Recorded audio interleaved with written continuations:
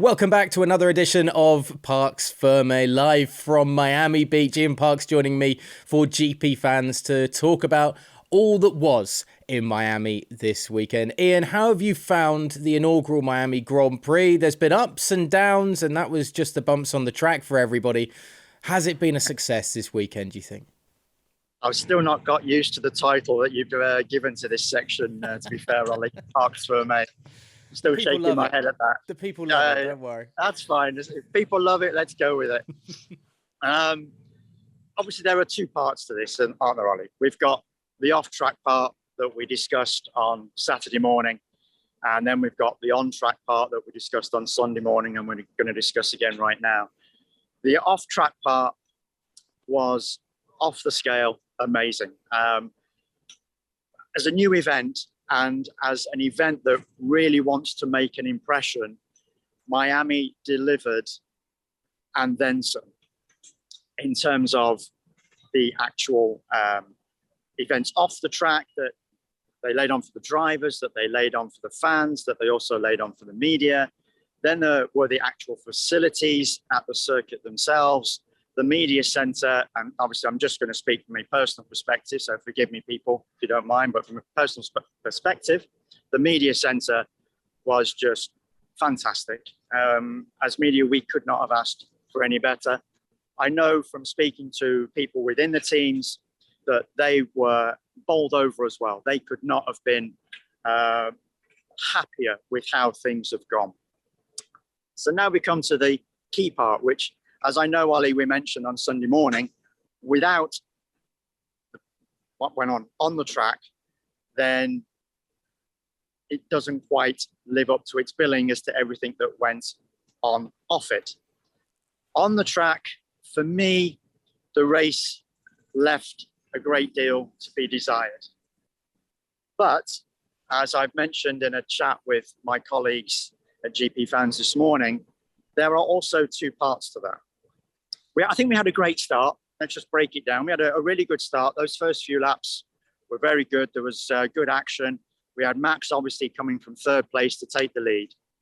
And then from lap 10 through to the safety car period, we could see that things didn't quite happen as we would have wanted them to. It was a very sterile race. Yeah, there was a little bit of action going on further down the pack, but out in front, those positions were pretty much cemented. And without that safety car period, then it probably would have been very much cemented through to the flag, because we'd had the one pit stop.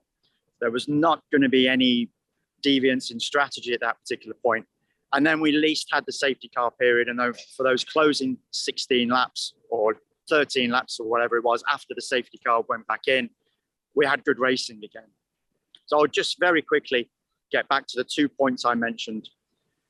Number one is this is a brand new circuit. So let's give it year 2, year 3. We know that there were issues with this circuit. The drivers did not like that tight, twisted chicane, for number one. And also they complained about the track surface, number 2. So it's one of those where they're going to now look at things and they're going to say, right, what can we improve for year 2? So let's give that point number 1, year 2. And also the second point is, these are brand new regulations as well.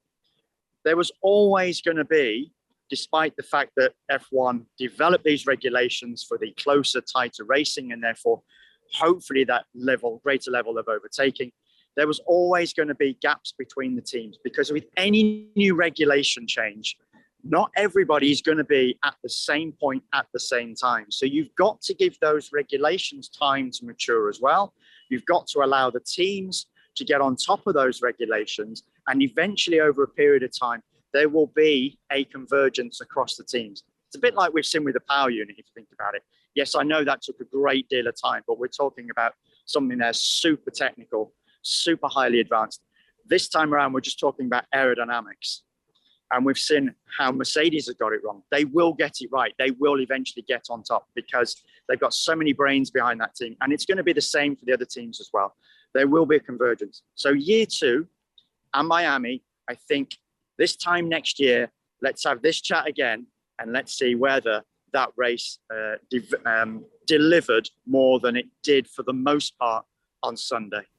Look, I know you want to have this chat again because you're the one that stood on Miami Beach in the sunshine and I'm the one that's in a studio. Of course you want to have this chat again this time next year. But I do think you're right. I think everything in this 2022 season was always going to be intriguing about how different tracks related to the new cars. Max Verstappen kind of said that as well, talking about that tricky chicane, in that it's just a case of the cars being wider, bigger, heavier, a bit clunkier, which is why the curbs were so much more impactful to him on that Friday when he was discussing the ridges causing a problem and the head shaking that he was suffering from. Exactly. And, speaking to the drivers post-race as well, in the driver pen when they were going through all their interviews, it was a real mix of views as to whether they loved or hated it. You had George Russell that's come out and said he didn't like it. He didn't feel that the circuit was good for racing. And then you had Lando Norris, and despite his issues and where he was in the pack, he actually felt the circuit was a good one for the most part, apart from the surface.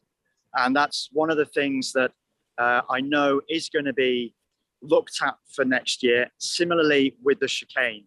So these, as I say, it's one of those, it's first time around. You've got to give it the opportunity to develop itself. At least we know it wasn't total boredom across the weekend. If there had been no action, if there had been no overtaking, that's when we could have said, oh my God, this is a real dud. Yes, they've done wonders off it, but they've absolutely delivered a shocking Grand Prix circuit, which, let's face it, if you remember back, Abu Dhabi was one of those first time around.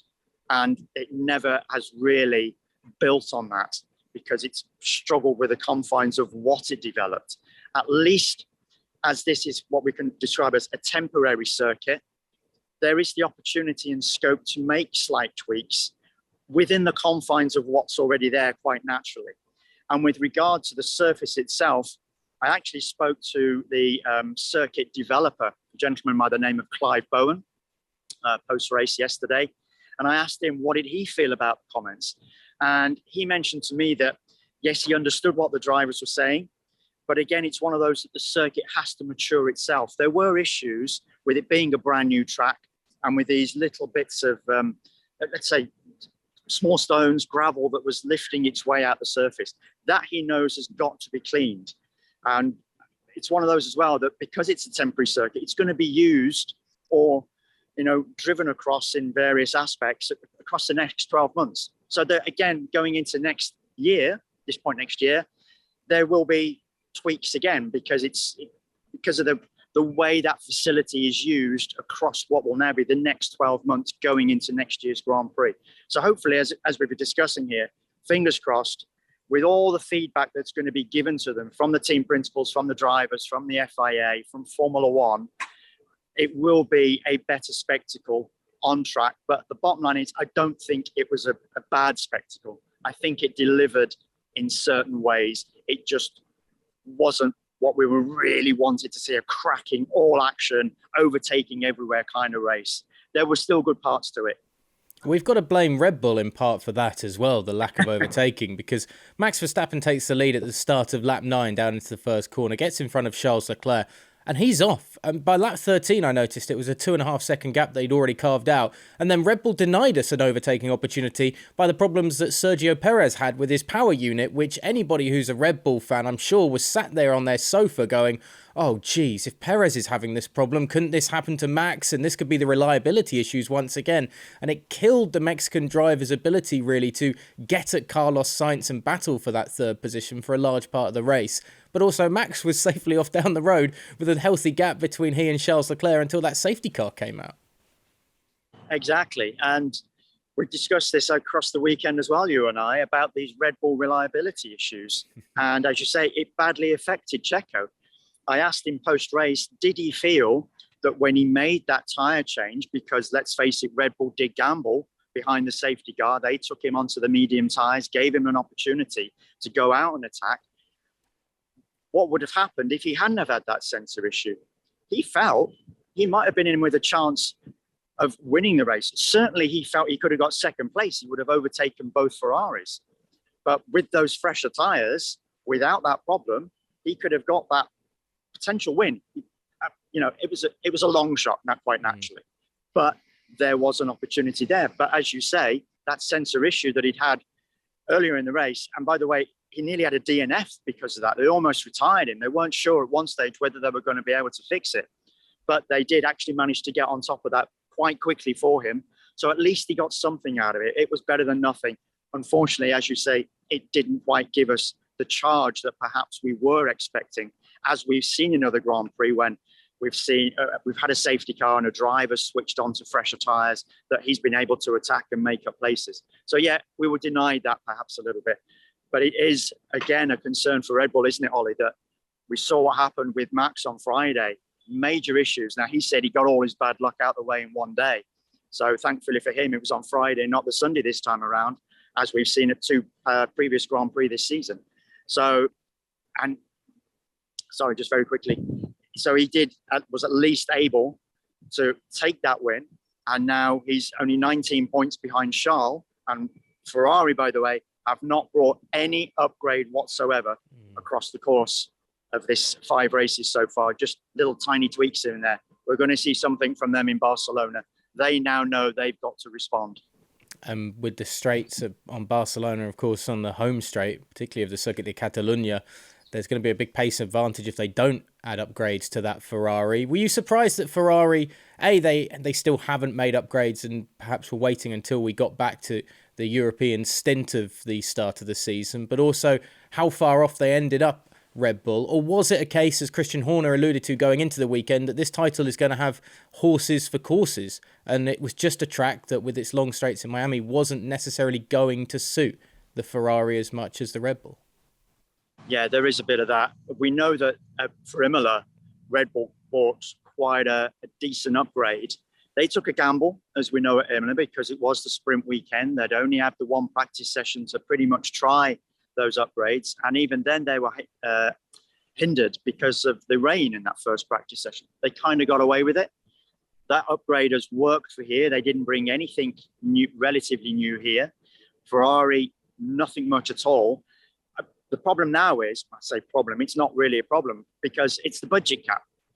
The teams have to now be careful. They've got to manage when they introduce these upgrades because they've only got finite resources now. It's not infinite anymore, which is great to see. They've got to think a bit more cleverly, a bit more clearly as to what they're going to do with their money, how they're going to spend it, what they're going to spend it on, and when they introduce the relevant upgrades. So Ferrari, let's face it, they've done superbly well to get through these 5 races. They're in the lead of both championships and they've not brought any upgrade.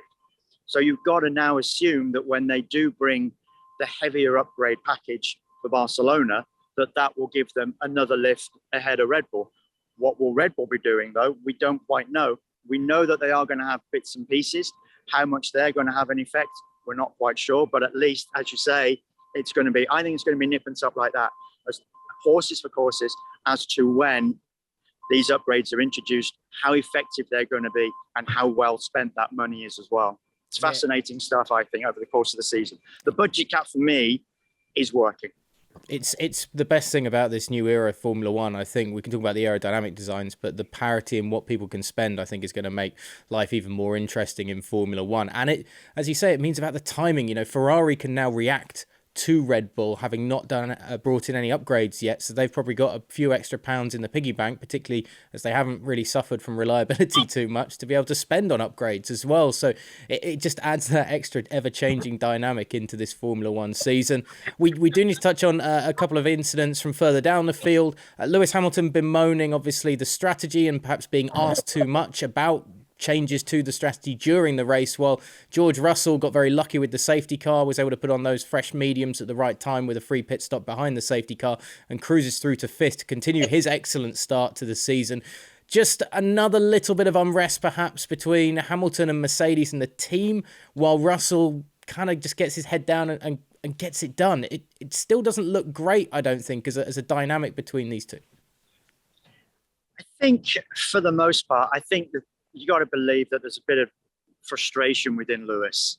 He's enjoyed so much success over these past few years, and He's obviously coming off the heartache of what happened at the end of last season. And he would have believed more than hoped that Mercedes would have come out the box straight away, like Red Bull, like Ferrari have done, with this new aerodynamic package. And it just hasn't happened. So for him, he's now having to deal with something within his career that he has not had to go through for quite a number of years.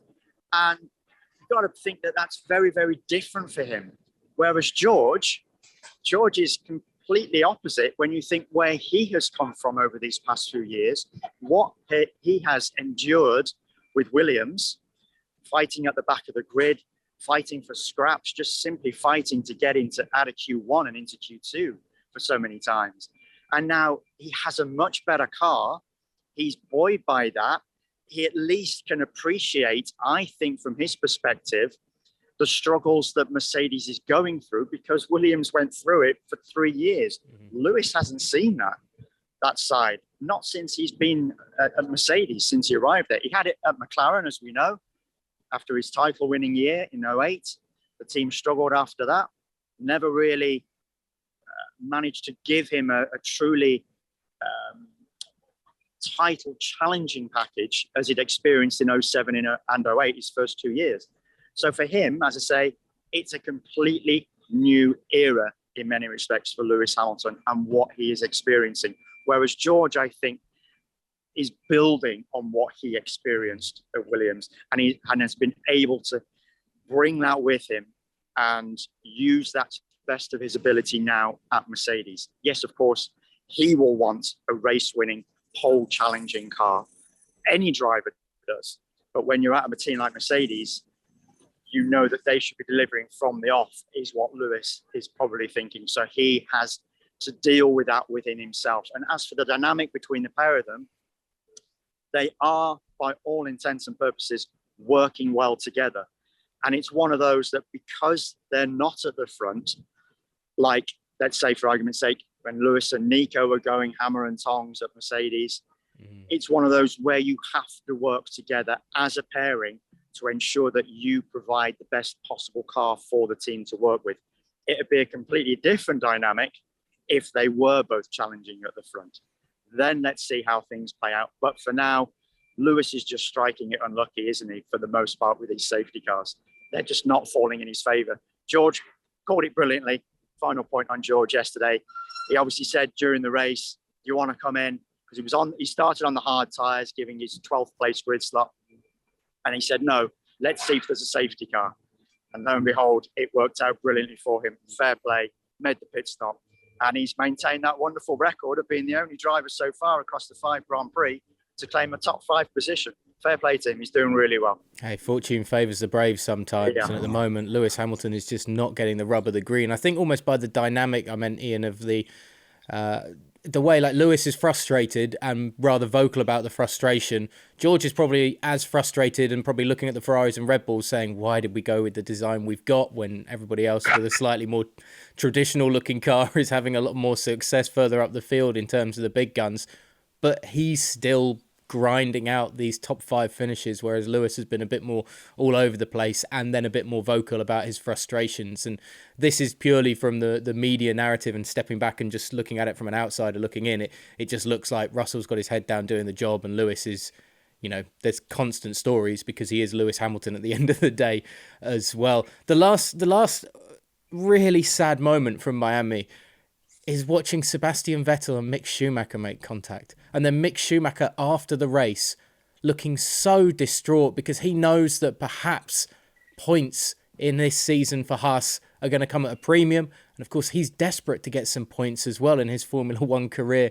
And he collides with his mentor of all people that costs them both. And Alex Albon ends up finishing 10th. I mean, it couldn't have been any worse for the young German. You got to feel for him. The good thing for Mick is that at least now he has a teammate he can work with. The dynamic last year with Nikita Mazepin, I mean, that talking about dynamics, that was shocking. Yeah. Those two just did not get on. And when you've got 2 rookie drivers trying to work together, the thing that Gunther Steiner wanted was for them to work together, but they were just like that the whole time. It was not a good place to be.